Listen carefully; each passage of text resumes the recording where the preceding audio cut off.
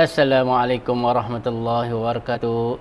Bismillahirrahmanirrahim. Alhamdulillahirabbil alamin. Wassalatu wassalamu ala asyrafil anbiya'i wal mursalin wa ala alihi wa sahbihi ajma'in.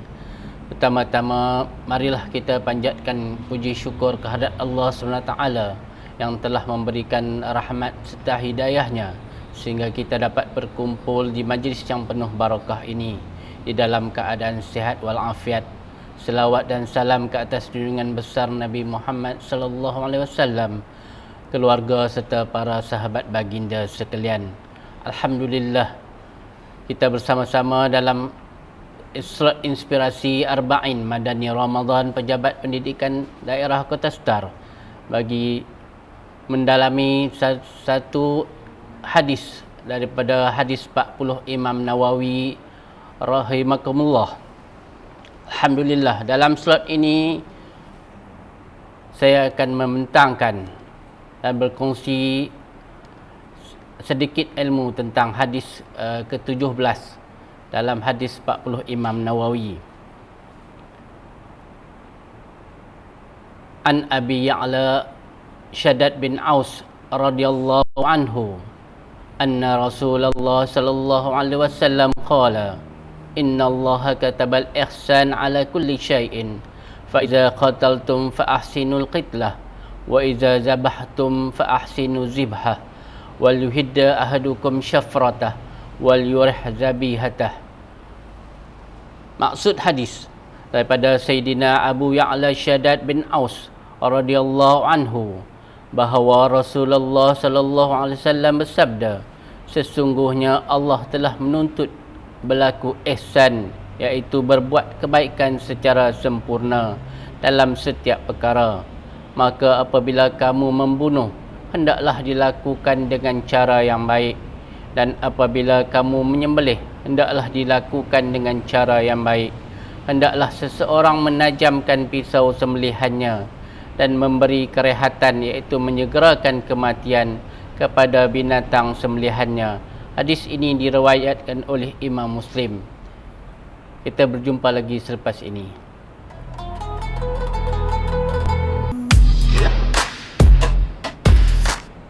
Daripada hadis tersebut dapat kita rungkaikan perkataan al-ihsan, iaitu melakukan sesuatu amalan dan bersungguh-sungguh melaksanakannya untuk menjadikan sesuatu itu terlaksana dengan sebaik-baiknya. Ihsan merupakan asas dalam agama di samping iman dan Islam. Para hadirin sekalian, ihsan dapat dibahagikan kepada beberapa perkara, iaitu ihsan kepada manusia, sesama Muslim dan juga sesama bukan Muslim. Yang kedua, ihsan kepada alam sekitar, dan yang ketiga, ihsan kepada haiwan. Sebagai agama yang bersifat rahmatan lil alamin, Islam memerintahkan umatnya untuk bersikap ihsan kepada Muslim dan bukan Muslim. Meskipun berlainan akidah, kita diwajibkan untuk menyantuni mereka dengan mesra dan lemah lembut. Kita juga digalakkan saling membantu dan berkasih sayang sesama mereka.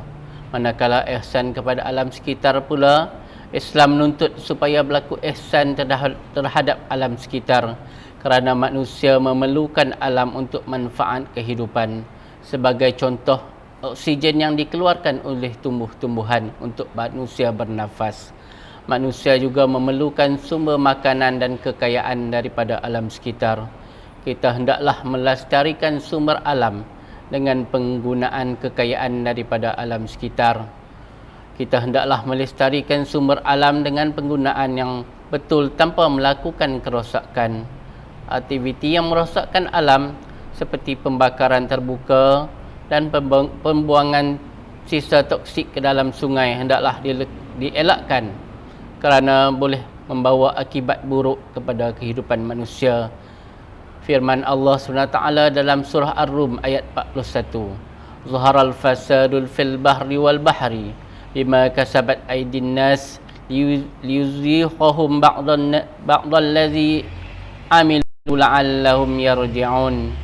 Telah timbul berbagai kerosakan dan bala bencana di darat dan di laut, disebabkan kerana perbuatan tangan manusia, supaya Allah merasakan kepada mereka sebahagian daripada akibat perbuatan mereka, agar mereka kembali ke jalan yang benar. Kita berehat sebentar.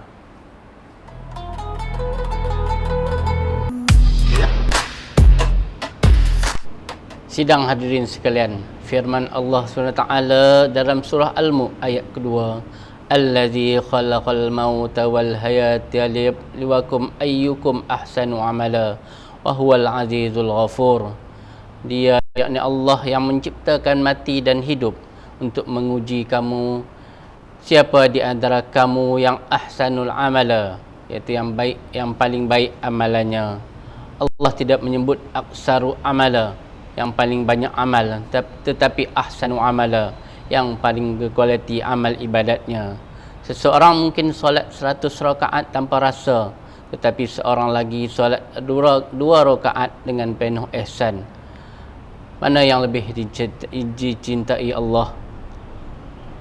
Maksud yang paling baik, seperti kata ulama Fudail bin Iyad yang menjelaskan amalan yang paling baik mestilah memenuhi 2 syarat, iaitu ikhlas, yakni kerana Allah semata-mata, dan sawab, yakni benar mengikut syariat. Kesedaran muraqabah tanamkan konsep bahawa ihsan adalah beribadah seolah-olah kita melihat Allah, atau sekurang-kurangnya sedar bahawa Allah melihat kita. Inilah CCTV iman yang menjaga kualiti amalan kita walaupun tanpa penyelidikan manusia. Dalam hadis tersebut, kenapa Rasulullah SAW menggunakan contoh sebelihan? Kerana jika dalam soal mencabut nyawa pun kita diperintahkan berlaku ihsan, apatah lagi dalam soal menjaga nyawa dan perhubungan sesama manusia. 2 perintah utama yang telah disebutkan dalam hadis tersebut. Yang pertama, kita perlu tajamkan pisau, iaitu kita kena adakan persediaan sebelum sesuatu pekerjaan untuk kita lakukan. Kita tidak boleh buat baik tanpa ilmu dan peralatan yang betul. Yang kedua, kita seharusnya memberi keselesaan, walaupun haiwan itu akan dimakan, dilarang menyiksakannya. Ini mengajar kita tentang adab dan kasih sayang, iaitu rahmah. Kita berhenti sebentar.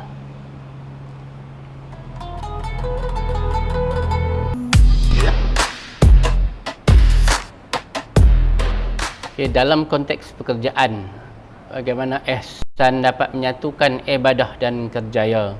Orang yang ada sifat ihsan tidak akan buat kerja asalkan siap atau cincai. Pengurusan masa yang ditetapkan, kita perlulah datang tepat pada waktunya, tidak mencuri waktu pejabat dan menepati janji. Sesungguhnya Allah mencintai seseorang yang apabila dia melakukan sesuatu pekerjaan, dia melakukan dengan itqan, yakni tekun dan sempurna. Hadis riwayat Tabrani. Manakala ihsan dalam konteks media sosial, komunikasi digital juga ditimbang sebagai amal. Sebelum menekan butang share, tanya diri anda dan 3 soalan ini. Adakah berita ini benar? Adakah ia memberi manfaat? Dan adakah cara penyampaian saya ini beradab? Jika jawapannya tidak, itu bukan ihsan. Manakala ihsan kepada alam dan sekitar, alam sekitar, iaitu kita tidak membuang sampah merata-rata. Memelihara bumi adalah sebahagian daripada kewajipan ihsan. Menghadapi cabaran dengan sabar dan redha, mempraktikkan ihsan dalam menerima takdir Allah tanpa keluh kesah. Para hadirin sekalian, merungkai paradigma adil versus ihsan. Sesungguhnya Allah menyuruh berlaku adil dan berbuat ihsan. Surah An-Nahl ayat 90. Adil iaitu memberikan hak yang menepati syarat dan hukum. Manakala ihsan memberikan lebih daripada apa yang diwajibkan atau sepatutnya.